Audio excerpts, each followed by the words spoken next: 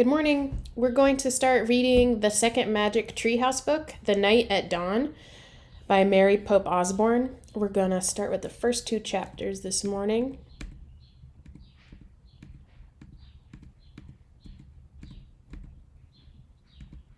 Chapter 1, The Dark Woods. Jack couldn't sleep. He put his glasses on.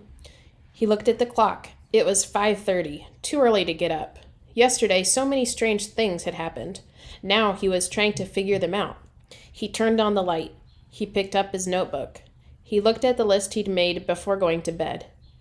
Found treehouse in woods. Found lots of books in it. Pointed to pteranodon. Picture in book. Made a wish. Went to time of dinosaurs.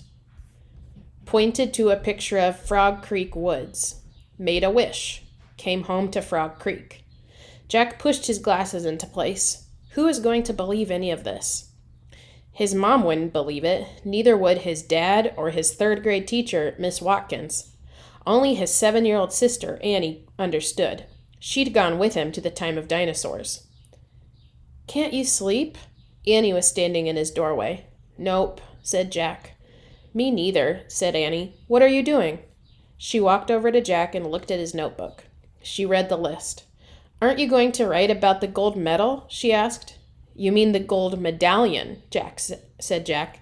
He picked up his pencil and wrote, "Found this in dinosaur time." "Aren't you going to put the letter M on the medal?" said Annie. "Medallion," said Jack, "not medal." He added an M. "Aren't you going to write about the magic person?" said Annie. "We don't know for sure if there is a magic person," said Jack. "Well, someone built the treehouse in the woods, and someone put the books in it. Someone lost a gold medal in dinosaur time," said Annie. "Medallion," said Jack for the third time. "And I'm just writing the facts, the stuff we know for sure."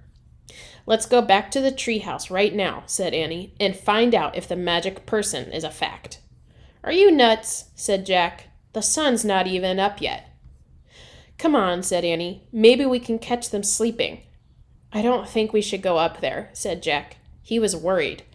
What if the magic person was mean? What if he or she didn't want kids to know about the treehouse? "Well, I'm going," said Annie. Jack looked out his window at the dark gray sky. It was almost dawn. He sighed. "Okay, go get dressed. I'll meet you at the back door. Be quiet." "Yay," whispered Annie. She tiptoed away as quietly as a mouse. Jack put on jeans, a warm sweatshirt, and sneakers. He tossed his notebook and pencil in his backpack. He crept downstairs. Annie was waiting by the back door. She shined a flashlight in Jack's face. "Ta-da! A magic wand!" she said. "Shh! Don't wake up Mom and Dad," whispered Jack. "And turn that flashlight off. We don't want anyone to see us." Annie nodded and turned the flashlight off. Then she clipped it onto her belt. Jack and Annie slipped out the door into the cool early morning air. Crickets were chirping. The dog next door barked. "Quiet, Henry," whispered Annie. Henry stopped barking. Animals always seemed to do what Annie said. "Let's run," said Jack. Jack and Annie dashed across the dark, wet lawn and didn't stop until they reached the Frog Creek woods. "We need the flashlight now," said Jack. Annie took it off her belt and switched it on. Step by step, she and Jack walked between the trees. Jack held his breath. The dark woods were a little scary. "Gotcha," said Annie, shining the flashlight in Jack's face. Jack jumped back. Then he frowned. "Cut it out," he said. "I scared you," said Annie. Jack glared at her. "Stop pretending," he whispered. "This is serious." Okay. Annie shined her flashlight into the tops of the trees. "Now what are you doing?" said Jack. "Looking for the treehouse." The light stopped moving. The mysterious treehouse sat high in the branches of the tallest tree in the woods.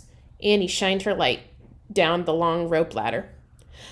"I'm going up," she said. Still holding the flashlight, she began to climb. "Wait," Jack called. "What if someone was in that treehouse?" "Annie, come back!" But Annie was gone. The light had disappeared. Jack was alone in the dark. Okay, chapter 2. Leaving again. "Annie!" Jack shouted. "No one's here," she shouted back. Jack thought about going home. Then he thought about all the books in the treehouse. He started up the ladder. When he was almost at the top, he saw light in the distant sky. Dawn was starting to break. Jack crawled through a hole in the treehouse floor and took off his backpack. Annie shined her flashlight on the books scattered about the floor. "They're still here," she said. Annie shined the light on a dinosaur book. It was the book that had taken them to the time of the dinosaurs. "Remember the Tyrannosaurus Rex?" asked Annie. Jack shuddered. Of course he remembered. How could anyone forget seeing a real live Tyrannosaurus Rex? The light fell on a book about Pennsylvania. A red silk bookmark stuck out of it. "Remember the picture of Frog Creek?" said Annie. "Of course," said Jack. That was the picture that had brought them home. "There's my favorite," said Annie. The light was shining on a book about knights and castles. There was a blue leather bookmark in it. Annie turned to the page with the bookmark. There was a picture of a knight on a black horse. He was riding toward a castle. "Annie, close that book," said Jack. "I know what you're thinking." Annie pointed at the cover. "Don't, Annie," said Jack. "We wish we could go there," Annie said. "No, we don't," shouted Jack. The wind began to moan. The leaves began to tremble. It was happening again. "We're leaving," cried Annie. "Get down." The wind moaned louder. The leaves shook harder. Jack squeezed his eyes shut. The treehouse started to spin. It spun faster and faster. Then everything was still. Absolutely still.